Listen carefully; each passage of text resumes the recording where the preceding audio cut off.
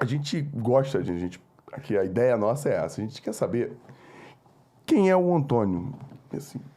E olha que é difícil responder isso pra caramba, porque cada pessoa que vem aqui dá uma resposta diferente, às vezes dos papéis que exerce, às vezes do ser humano que é. Enfim, a gente queria muito saber quem é você, irmão. Então, essa é a pergunta mais difícil que já me fizeram na vida, né? Porque ela é muito abrangente, ela fala assim, ela coloca sobre a mesa situações de lembrança, de memória, construção de personalidade. O que eu posso dizer para você é o seguinte, eu sou um cara humilde, que tive pais que trabalhavam muito e muito duro para tentar me dar uma vida decente e confortável, mas sem luxos. Eu sou uma pessoa que tive uma perda muito grande no início da minha adolescência. Eu perdi meu pai com 15 anos, eu tinha 15 anos. Meu pai morreu por causa de um câncer agressivo no cérebro, que transformou ele num cara que era atleta, vigoroso, forte, numa pessoa muito frágil e cheia de sequelas. Essa perda mexeu muito comigo, mexeu muito com a minha vida, mexeu com a minha estrutura familiar, minha vida virou uma bagunça. Eu saí de casa ainda com 16 anos, sem dinheiro no bolso. Saí de casa com 16 anos para me virar, para correr atrás de lugar para dormir, para correr atrás do que comer, do que fazer. Depois, com a ajuda de amigos e familiares, eu consegui me reagrupar. Graças a Deus, ou sei lá o que, e a educação que eu tive, eu acabei não caindo num lugar de drogas ou num lugar que eu pudesse correr atrás de alguma coisa que ia me ser prejudicial ou nociva num futuro próximo. Sou uma pessoa muito criativa, bondosa, apesar de ter essa casca, essa cara do malvado, do policial, do peçanha, sei lá o quê. Pois é, eu sou uma pessoa muito boa, que cuida dos meus, muito leal, que quer o bem dos amigos. Eu quero que eles se deem bem, que tenham êxito, sucesso. E talvez por ter sofrido o que eu sofri em relação à perda, em relação a correr atrás da minha vida e tentar construir, eu tento ser o melhor pai possível.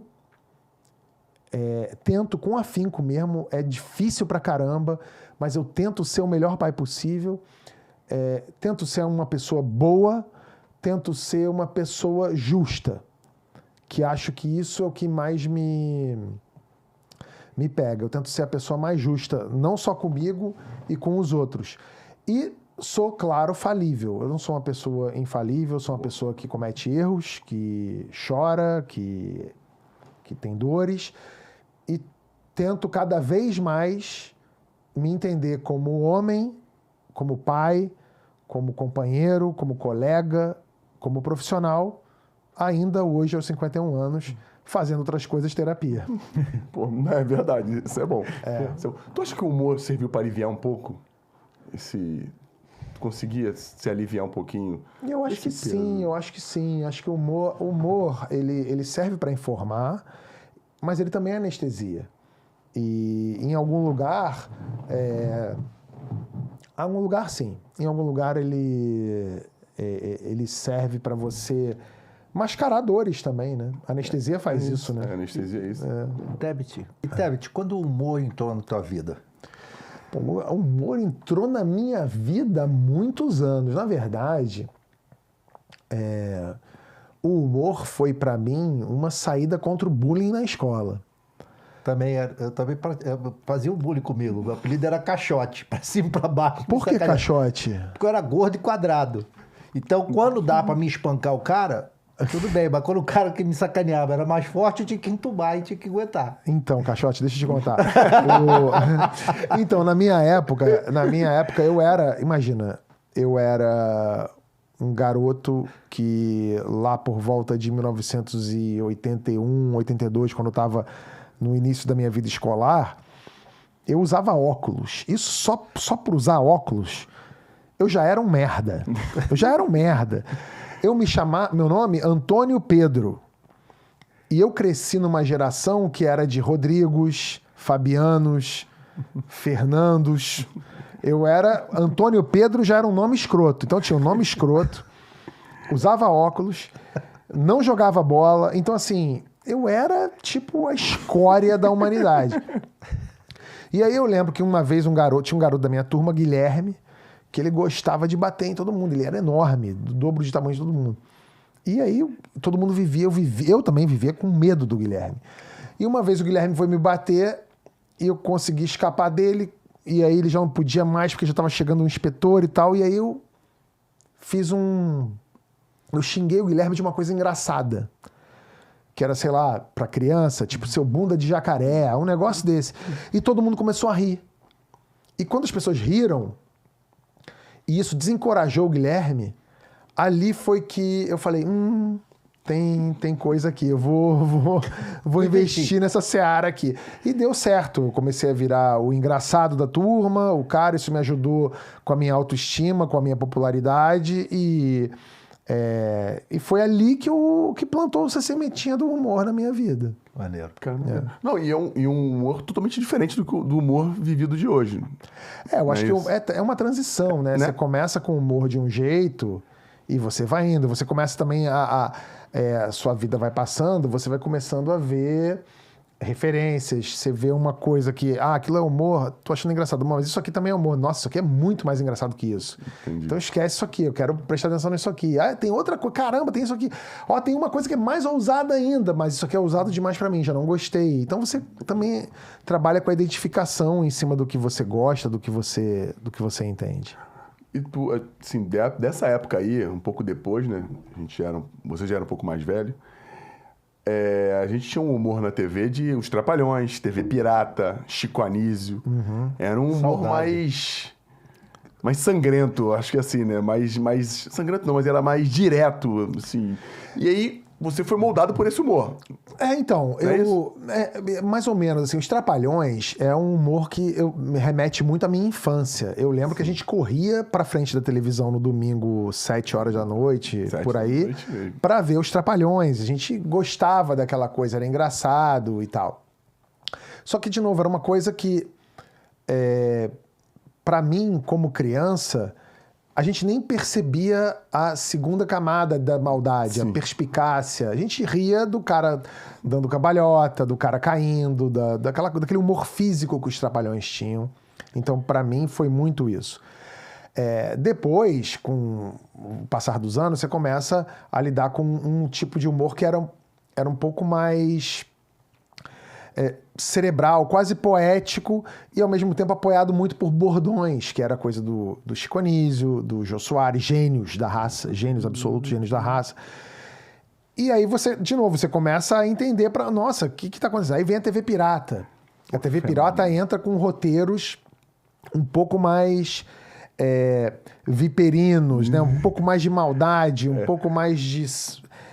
e também vai acompanhando o teu crescimento. Eu, quando vi Os Trapalhões, eu tinha 10 anos. Quando eu tava vendo a TV Pirata, eu tava mais velho. Você começa... Opa! Tem mais malícia, né? Mais malícia. Você começa a entender.